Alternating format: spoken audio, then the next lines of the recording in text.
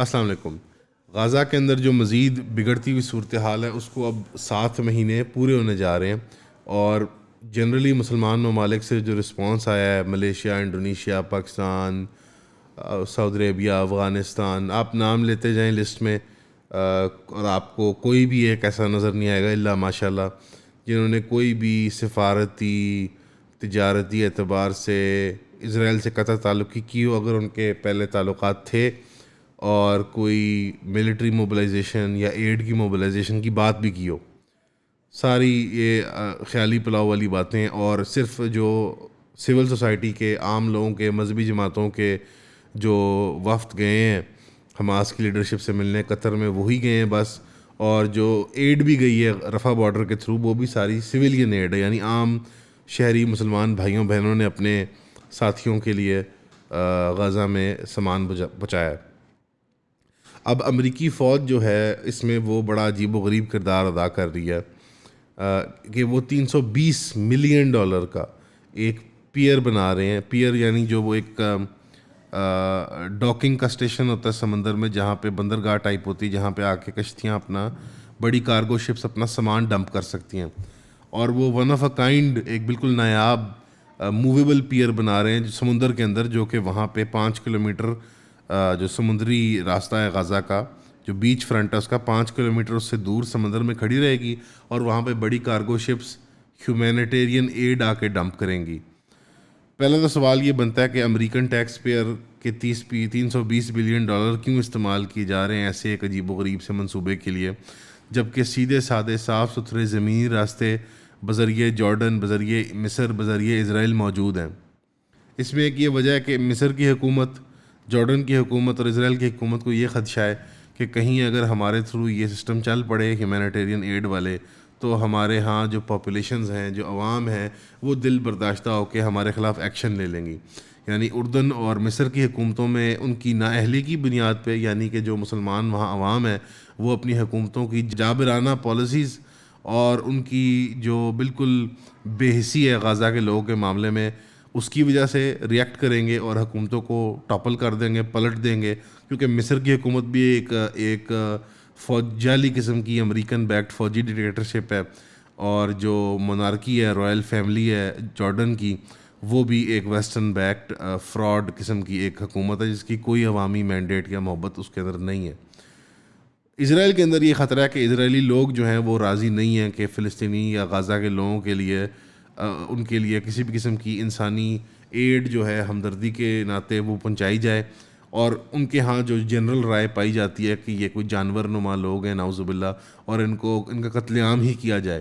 کیونکہ جو زائونزم کی یا صہیونیت کی جو آئیڈیالوجی ہے وہ باقی ساری بنی آدم کو، نوع انسانی کو کم تر سمجھتی ہے بنسبت یہودی اور نسل لوگوں کے۔ یہ ان کی مذہبی پیشواؤں کے، ان کی کتابوں کے مطابق، آپ کو ریفرنس بھی ہم پرووائڈ کر دیتے ہیں اگر آپ کو چاہیے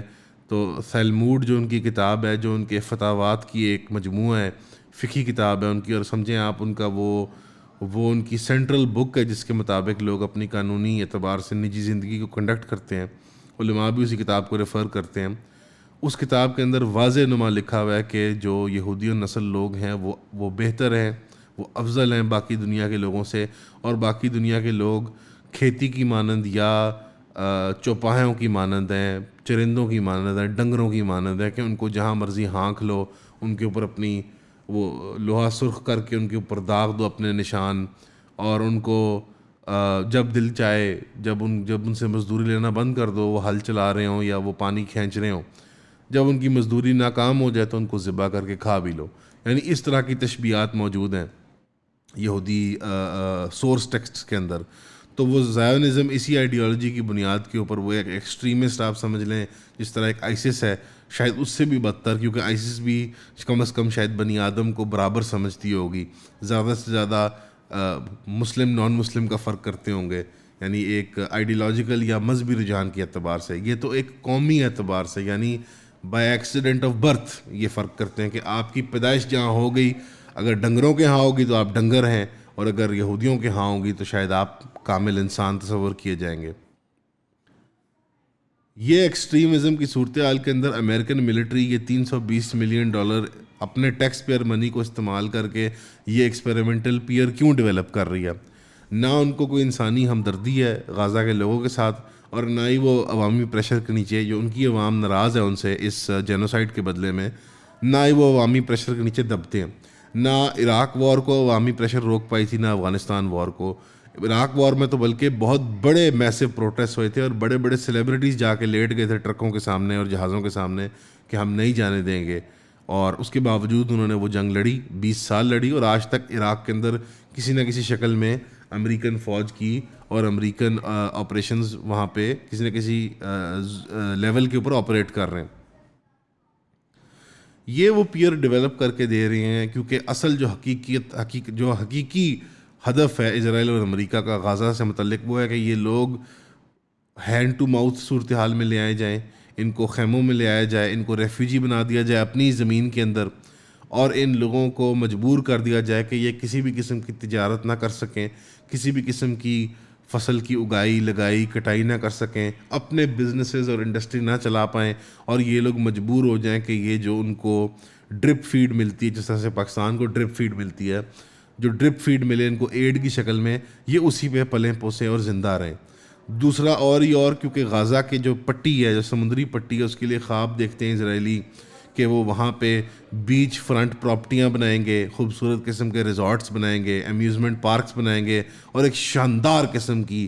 بندرگاہ بنائیں گے. اور انشاءاللہ تعالیٰ اگر 2 بلین مسلمانوں میں ایک رائی کے دارے برابر ایمان بھی ہے تو انشاءاللہ اللہ کے حکم سے یہ نہیں ہونے دیں گے ہم.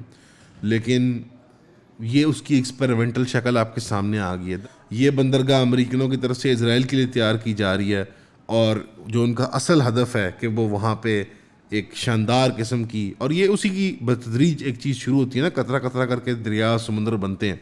تو وہ آہستہ آہستہ سے وہاں ایک ماحول کریٹ کر رہے ہیں کہ یہ 2 ملین جانور جو ہیں نعوذ باللہ، یہ ان کو پنجروں میں رکھو، خیموں میں رکھو، ان کو ہم ڈرپ فیڈ کرتے رہیں گے. اور ویسے بھی تو اس بندرگاہ میں، ان ہوٹلوں میں، ان ریسٹورنٹس میں ویٹروں کی، مزدوروں کی، صفائی کرنے والے چپڑاسیوں پیانوں کی بھی تو جگہ چاہیے ہوگی، تو وہ یہ 2 ملین غلام تم استعمال کر لو. تو یہ اسرائیلی صہیونی یہودی سازش پرانی ہے، قدیم ہے. یہ کبھی سود کے ذریعے، اس نظام کے ذریعے جو مزدوروں کی محنت کی ملائی ہے وہ چوس کے کھا رہے ہیں، تو کہیں وہ بظاہر براہ راست انسانوں کو غلام بنانا چاہتے ہیں اپنا غازہ کے اندر. تو اگر اب بھی پاکستانی اسٹیٹ کوئی اسٹیٹمنٹ نہیں دیتی، کوئی اسٹرانگ ایکشن نہیں لیتی، سویلین ایڈ، ملٹری ایڈ، کسی بھی قسم کی ملٹری انٹرونشن، UN کو اپروچ کرنے کے اعتبار سے، OIC کو موبلائز کرنے کے اعتبار سے،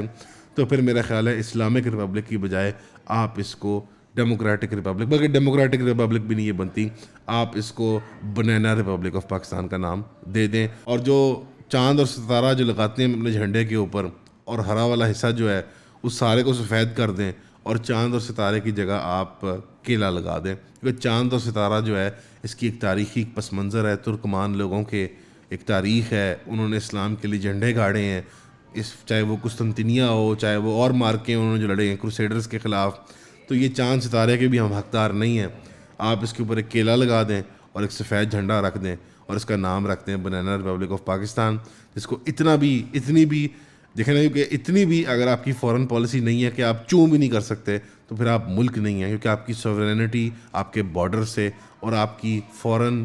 اپنے نیبرز کے ساتھ ریلیشن شپ سے ڈیفائن ہوتی ہے.